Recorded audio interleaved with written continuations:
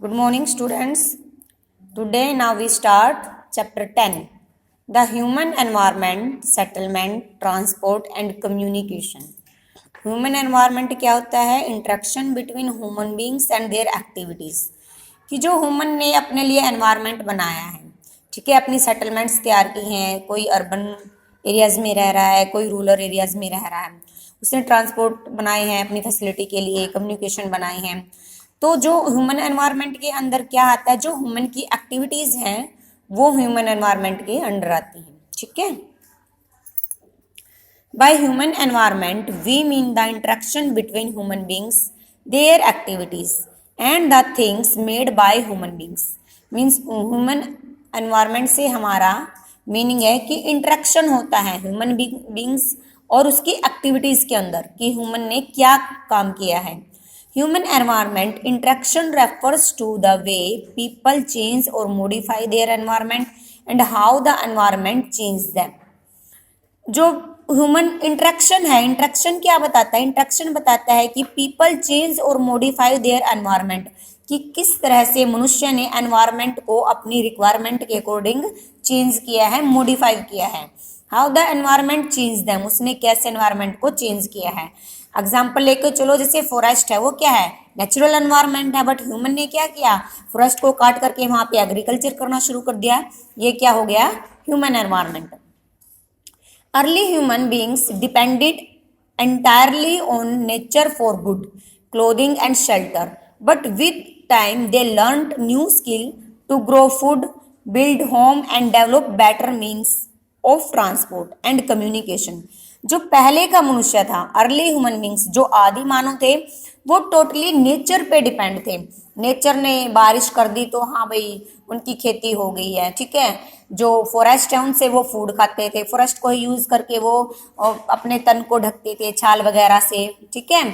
तो वो totally depend था क्लोथिंग पे भी और शेल्टर के लिए, आवास के लिए भी। जो घास फूस से ही वो अपना घर बनाता था। बट धीरे धीरे टाइम चेंज हुआ, उसकी स्किल डेवलपमेंट हुई, उसने धीरे धीरे क्या हुआ, उसके माइंड का विकास हुआ, उसको नॉलेज प्राप्त हुई और उसने क्या करना शुरू कर दिया, अपने लिए फूड को ग्रो करना शुरू कर दिया। पहले का मनुष्य क्या करता था? कच्चा मांस खाता था, उसको पता नहीं था कि भोजन कैसे पकाया जाता है, कैसे तैयार किया जाता है। बट डेवलपमेंट होने के बाद धीरे धीरे वो अपने लिए घर बनाने लगा, ट्रांसपोर्टेशन एंड कम्युनिकेशन के साधन भी उसने क्या कर लिए, तैयार कर लिए। In this way they modified the environment where they lived. इस प्रकार उसने क्या किया, अपने एनवायरमेंट को अपनी रिक्वायरमेंट के अकॉर्डिंग, जैसी उसकी इच्छा थी उसी के अनुसार उसमें रहना शुरू कर दिया, जहां पे अब वो क्या कर रहा है, रह रहा है। Settlements, location where people make their home, live and interaction with each other are called settlements. Location where people make their home, वो जगह जहां पे मनुष्य ने क्या किया, अपने लिए हाउसेस बनाए, जहां पे उसने रहना शुरू कर दिया और इंटरेक्शन हुआ एक दूसरे के बीच, उसको क्या बोला जाता है? सेटलमेंट्स बोला जाता है। The settlements of early humans developed near river valley because it provide water and fertile land for agriculture, which has their primary activities.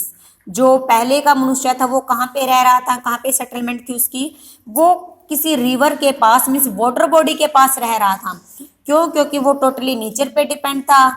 जो रिवर थी उससे वो क्या करता था, अपने खेतों की क्या करता था, सिंचाई करता था, या वहां से उसको वाटर क्या है, इजिली अवेलेबल हो जाता था।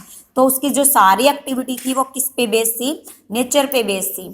As the population increase and human activities diversified, human settlements become larger based on the needs of the people and their environment. Different type of settlements evolved over a period of time.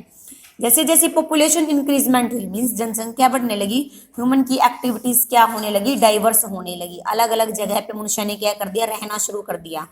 Human settlements become large based on the needs of the people and their environment. उसने अपने लिए एक नया environment तैयार किया, means जो पहले river के पास रह रहा था अब उसने क्या करना शुरू कर दिया, उसको जैसे उसकी स्किल डेवलपमेंट हुई, उसने ट्यूबवेल वगैरह लगाने शुरू कर दिए। अब वो क्या हो गया, उसका विस्तार हो गया रहने की जगह का। Evolved over a period of time, settlements gradually flourished and development into civilisations near valley. धीरे धीरे क्या हो गया, उनकी जो फ्लोरिश्ड और developed into civilisations near river valley. जैसे वो रिवर के पास रह रहा था उनकी, और रिवर के पास क्या होना शुरू कर दिया, वहां पे भीड़ लगनी शुरू हो गई। देखो पहले पहले का ह्यूमन था जो टोटल नेचर पे डिपेंड था, नेचर पे डिपेंड था तो रिवर वैली के आसपास रह रहा था। बट पॉपुलेशन इंक्रीजमेंट हुई, पॉपुलेशन इंक्रीज से जो रिवर के आसपास 100 बंदे रह रहे थे, अब पॉपुलेशन इंक्रीजमेंट होने के साथ 150 बंदे हो गया है, तो रिवर के आसपास क्या होगा, सिविलाइजेशन की वो क्या बढ़ गई, पॉपुलेशन ज्यादा बढ़ गई। सेटलमेंट्स में बी टेम्परेरी और परमानेंट। सेटलमेंट्स टू टाइप की है, टेम्परेरी और permanent. Settlements where people live only for a short time and then move on to another location are called temporary settlement. Temporary settlements क्या होती है कि कुछ time के लिए, जैसे वाटर बॉडी का ही एग्जांपल लगा लो, मान लो रिवर है, रिवर में पानी आ रहा है तो वहां पे लोग रह रहे हैं, बट एक टाइम बाद रिवर क्या सूख गई है तो वहां से वो मूव करके दूसरी जगह चले गए हैं, ये क्या होती है, temporary settlements. The people living in desert, forest and mountains often live in such temporary settlements. जो पीपल लोग डेजर्ट एरिया में रह रहे हैं, फॉरेस्ट में रह रहे हैं या माउंटेन्स लोकेशन पे रह रहे हैं, वो कैसी सेटलमेंट होती हैं, टेम्परेरी सेटलमेंट्स होती हैं। They practicing hunting, gathering, shifting, cultivation and cattle rearing. Most of the settlements today are permanent settlements. क्योंकि वो कहाँ पे, पहले मान लो डेजर्ट में रह रहे हैं, फॉरेस्ट में रह रहे हैं या माउंटेन पे रह रहे हैं, किसी भी वाटर बॉडी के पास रह रहे हैं, वो वहीं पे रह के अपने जीवन का क्या करते थे, गुजारा करते थे। या तो वो हंटिंग करते थे, गैदरिंग करते थे, शिकार करके अपना भोजन खाते थे, या मान लो रिवर सूख गई है तो उन्होंने अपनी कल्टीवेशन को क्या कर दिया है, शिफ्टिंग कर दिया, दूसरी जगह पे जाके खेती करना शुरू कर दिया है। और कैटिंग रियरिंग मीन्स पशुओं को पालते थे। बट अब क्या हो गया, टू डेज टाइम चेंज होते होते सेटलमेंट्स क्या हो गई, टेम्परेरी सेटलमेंट लुप्त हो चुकी है, लॉस हो चुकी है। अब आज के टाइम में क्या प्रचलन में है, परमानेंट सेटलमेंट प्रचलन में है। परमानेंट सेटलमेंट्स क्या होती है, in permanent settlements people build homes in which they live over a long period of time. Means लोगों ने क्या कर लिया है, अपने लिए अब घर बनाने शुरू कर दिए हैं, उनके घर बन चुके हैं, अब वो लॉन्ग टाइम पे अपने घरों में रह रहे हैं, इसको बोला जाता है permanent settlements. Vocabulary, transhumance. Transhumance क्या होता है, people who rear livestock are always moving in search of new grazing ground according to changing season. This seasonal movement is called transhumance. कि एक सीजन है, मान लो अब गेहूं का सीजन आया हुआ है, ठीक है, या समर सीजन है, कोई भी है, तो समर के सीजन में क्या क्या चीजें अच्छे से फलती हैं, फूलती हैं, ठीक है, उसके अकॉर्डिंग मनुष्य ने क्या कर दिया, वहां पे रहना शुरू कर दिया। बट समर सीजन समाप्त होने के बाद विंटर सीजन आ गया है, विंटर सीजन में क्या हो गया है, अब मान लो पोलर रीजन है, पोलर रीजन में क्या, पोलर रीजन में अब कौन रहना पसंद करेगा, कोई नहीं रहना पसंद करेगा वहां पे। जो वहां के जो एनिमल्स थे वो भी क्या है, बर्ड्स है, वो भी मूव करना शुरू कर देते हैं, जैसे आपने पिछले चैप्टर में रीड किया था। तो वो सीजनल के अकॉर्डिंग जो मूवमेंट हुई उसको ट्रांसह्यूमेंस मूवमेंट बोला जाता है। मींस एक सीजन पे एक जगह पे सारी चीजें मिल रही हैं, बट सीजन चेंज हो गया है तो उनको सारी चीजें की क्या होने लगी है, कमी होने लगी है, तो वो दूसरी जगह पे जाके क्या क्या कर दिया, उन्होंने रहना शुरू कर दिया। इस चीज को बोला जाता है transhumance. Settlement may be circular, radial or linear. Settlements, circular settlement क्या होती है, in circular settlement houses are build around a water body such as lake giving the settlements a circular shape. Circular shape में क्या होता है, कोई lake होती है, ठीक है, सेंटर में कोई लेक होती है और सारी जो पॉपुलेशन है वो उसके आसपास रहती है, ताकि सभी को क्या है, वाटर इजिली अवेलेबल हो सके। क्योंकि हमारी जो बेसिक रिक्वायरमेंट है, बेसिक हमारी जो नीड्स होती है वो वाटर से क्या हो जाती है, फुलफिल हो जाती है ऑलमोस्ट, ठीक है। तो सर्कुलर सेटलमेंट ये होती है, जो वाटर बॉडीज होती है उसके चारों ओर हमने क्या कर लिए हैं, अपने हाउसेस बना लिए हैं, ताकि सभी के पास क्या पहुंच सके, वाटर इजिली अवेलेबल हो सके। इसको बोला जाता है सर्कुलर शेप, सर्कुलर सेटलमेंट, जो पिक्चर में क्लियर दिखाई गई है। नेक्स्ट है radial settlements. Radial settlements are those which have a star like shape, street developing in every direction around a common point. Radial settlements क्या होते हैं, एक स्टार की शेप में होती है। घर कैसे बने होते हैं, देखो जो सेंटर पॉइंट है, जो मिड का पॉइंट है, प्रत्येक स्ट्रीट, हर एक गली है उस सेंटर पॉइंट पे आके मिलेगी, ठीक है, इसको बोला जाता है रेडियल सेटलमेंट्स। इन्होंने दिखाया गया है, जैसे इन्होंने फार्म ए बी सी दिखाए गए हैं, बस स्टॉप है, स्कूल है, फैक्ट्री है, एयरपोर्ट है, तो ये सेंट्रल पॉइंट है। सेंट्रल पॉइंट से हम स्कूल में भी जा सकते हैं, बस स्टॉप पे भी जा सकते हैं, फार्म ए बी में भी जा सकते हैं, एयरपोर्ट पे भी जा सकते हैं, किसी कोई विलेज का है जिसका नाम एक्स दिया गया है, या फैक्ट्रीज में भी जा सकते हैं। मींस सेंटर पॉइंट से जो सभी हाउसेस जुड़े हुए हैं, सभी फैसिलिटीज जुड़ी हुई है, उसको बोला जाता है रेडियल सेटलमेंट्स। नेक्स्ट है linear settlements. A settlement where the houses are built in a line generally along a straight transport route such as road, river, canal is called a linear settlement. Means linear settlement का क्या होता है, कोई सड़क होती है एकदम सीधी ऐसे, इसी पे यहाँ पे स्कूल है, यहाँ पे हाउसेस बने हुए हैं, यहाँ पे बैंक है, ठीक है, यहाँ पे आपके हॉस्पिटल हैं, जो भी फैसिलिटी होगी वो इस स्ट्रेट लाइन से जुड़ी हुई होगी।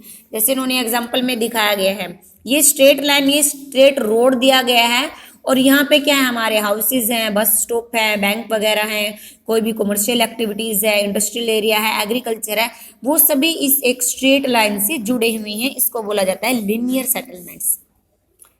Type of settlements.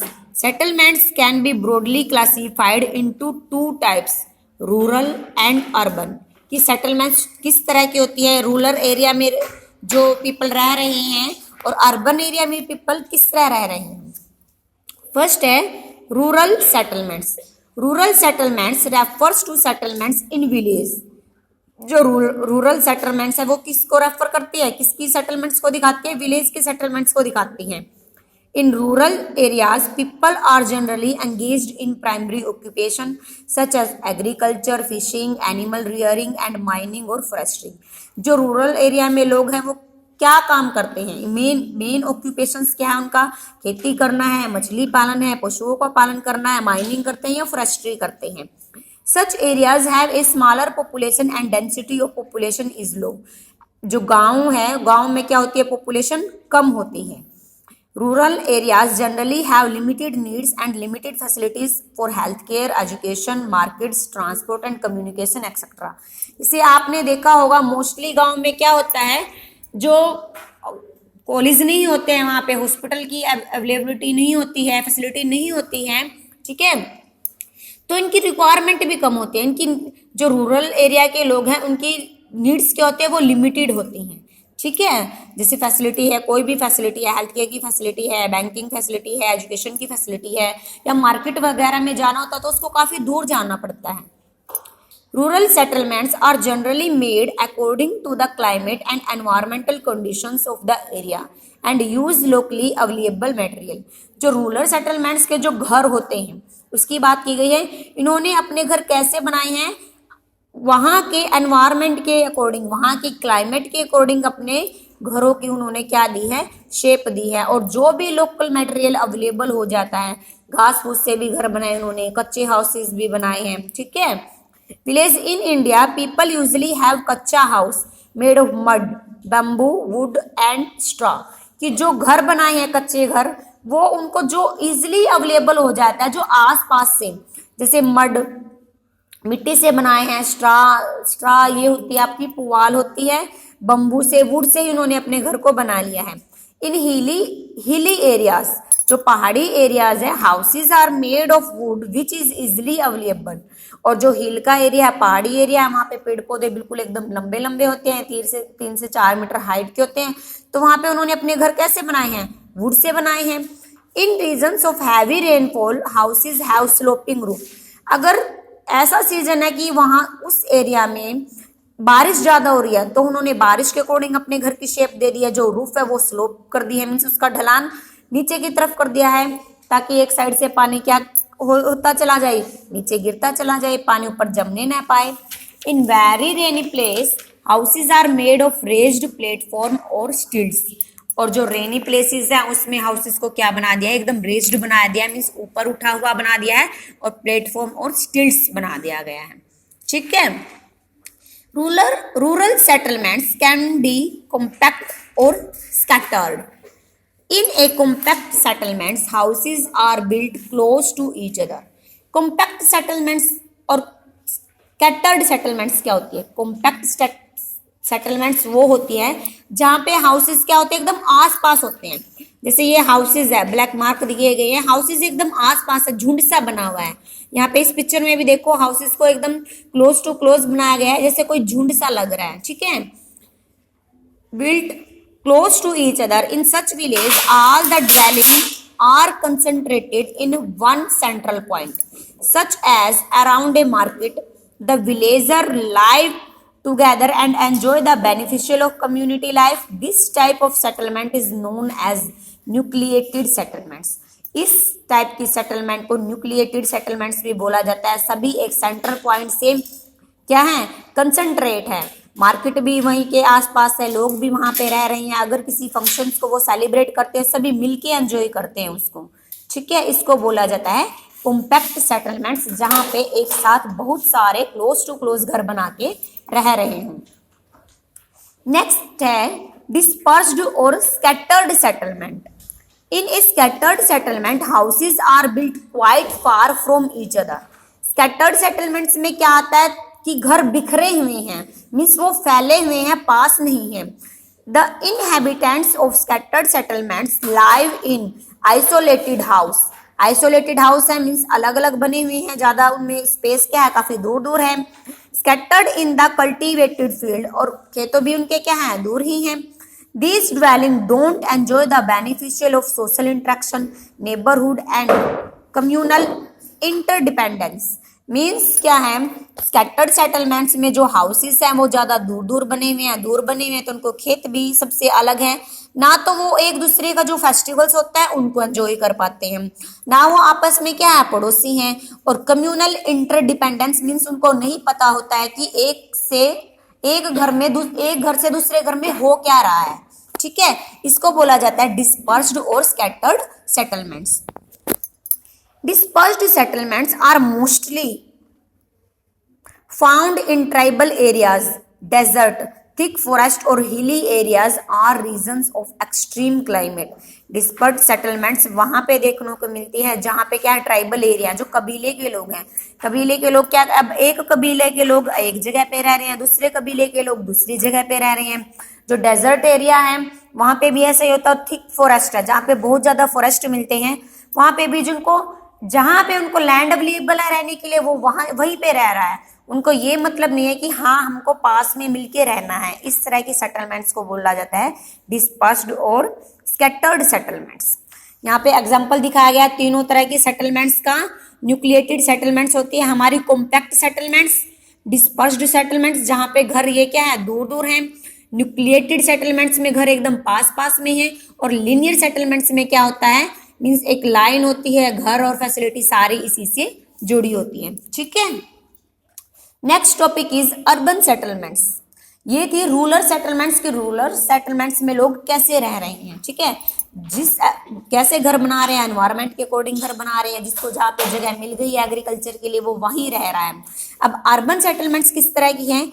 In urban areas people are generally occupied in activities other than agriculture such as trade, industry, service, hospitality, teaching, banking, etc. These areas have पक्का houses built of concrete and steel. Urban areas के घर कच्चे बने हुए, तो उनका mainly occupations क्या था, एग्रीकल्चर करना था। बट अर्बन सेटलमेंट्स में क्या है, उनका ऑक्यूपेशंस ट्रेड करना है, व्यापार करना है, इंडस्ट्री सर्विस है, हॉस्पिटल में काम करते हैं, वो टीचिंग सेंटर में काम करते हैं या बैंकिंग सेंटर में वो काम करते हैं। Depending on the size of population urban settlements can be classified into town and cities. Urban areas with larger population are called cities. जो अर्बन की जो पॉपुलेशन है वो डिपेंड करती है, उसका साइज पे डिपेंड करती है। जैसे आपने पानीपत सिटी में सेक्टर देखे होंगे कि ये 25 सेक्टर है, ये 26 सेक्टर है, ये मॉडल टाउन है, ये प्रेम नगर है, ठीक है, उसके अकॉर्डिंग उन्होंने क्या कर लिया है, अपने एरियाज को डिवाइड कर लिया है। On the basic of the function urban settlements can be classified as follow, कि किस एरिया में किस तरह के लोग रह रहे हैं वो कैसे क्लासिफाइड किया है।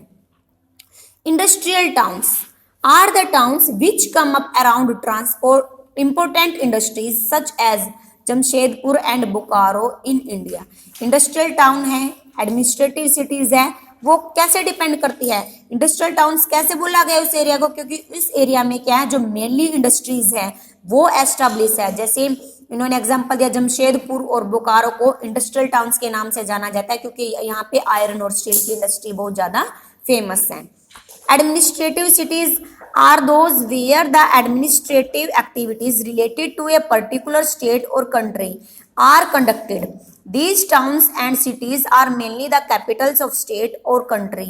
For example, Delhi, Mumbai, Lucknow और चेन्नई। मीन्स जो भी एडमिनिस्ट्रेटिव काम होते हैं, जो भी पॉलिटिकल काम होते हैं, वो कहाँ से किए जाते हैं, वो कहाँ से कंडक्ट हुए हैं। जैसे जो कैपिटल है किसी भी स्टेट की, जैसे दिल्ली है, कोई भी बैठक होती है हमारे विधान सभा की, लेजिस्लेटिव असेंबली की, ठीक है, वो कहाँ पे होती है, दिल्ली में बुलाई जाती है। तो दिल्ली को क्या बोला गया है, एडमिनिस्ट्रेटिव सिटीज बोला गया है। ऐसे ही मुंबई, लखनऊ और चेन्नई है। नेक्स्ट है defence cities are cities that come around military basics such as Mhow in India. जहाँ पे डिफेंस सिटीज, जहाँ पे मिलिट्री वगैरह का काम किया जाता है, उनको डिफेंस किया जाता है, उनको सिखाया जाता है किस तरह से हमने क्या करना है, अपने आप को बचाना है, ट्रेनिंग वगैरह दी जाती है, वो क्या है, Mhow. Tourist and culture cities are the urban settlements which are famous for culture, art, education और tourism et cetera. For example Agra, Jaipur, Goa et cetera. कि जो टूरिस्ट सिटीज कौन सी हैं, जहाँ पे क्या हमें, जहाँ का कल्चर फेमस है, जहाँ पे एजुकेशन लेवल हाई है, आर्ट एकदम अच्छी है, तो उसी चीज को देखने तो हम लोग जाते हैं। जैसे आगरा में क्या करने के लिए जाते हैं, वहाँ का कल्चर देखने के लिए जाते हैं, वो ताजमहल है वहाँ पे, ठीक है। दिल्ली भी हो सकता है, दिल्ली को भी, क्योंकि दिल्ली में भी बहुत सारी कल्चर एक्टिविटीज हैं। जयपुर, गोवा। माइनिंग टाउन्स, जहाँ पे माइनिंग की एक्टिविटीज की जाती है। Are the settlements where mineral deposit are found and mining activities it carried out. For example settlements in Dhanbad. Dhanbad में क्या है, मिनरल का ज्यादा डिपोजिशन है, वहां पे माइनिंग की एक्टिविटीज की जाती है, तो माइनिंग टाउन्स किसको बोला गया है, धनबाद को बोला गया है।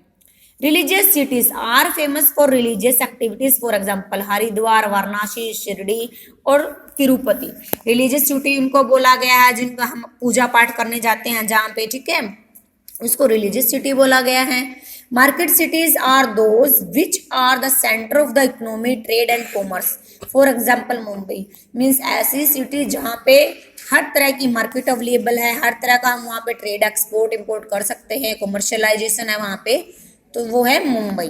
Transport towns developed around important railways junction, ports और where road routes meet. For example New York in USA and Chennai in India. कि ट्रांसपोर्ट टाउन सिटीज वो होती हैं जहाँ पे क्या है, रेलवेज की भी अच्छी से फैसिलिटी हो, रोड वगैरह भी अच्छे से बने हुए हो और पोर्ट्स भी अच्छे से हो, ताकि एक्सपोर्ट, इंपोर्ट्स या बाहर से हमने जो भी ट्रेड करना है वो इजिली हो सके। इंडिया में कौन सी है, चेन्नई है, और यूएसए में in New York in USA. Okay.